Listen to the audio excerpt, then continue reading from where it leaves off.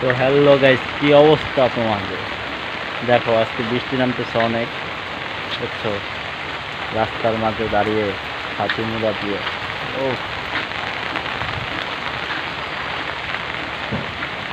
আসলে আমাদের এই রাস্তাটা আর কি কাঁচা ছিল, কাঁচা হয়েছে,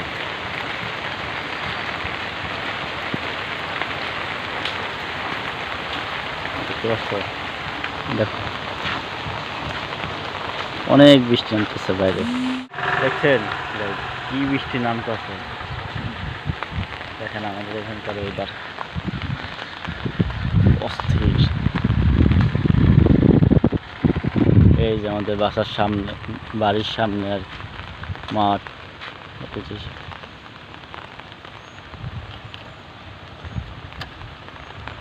অস্থির।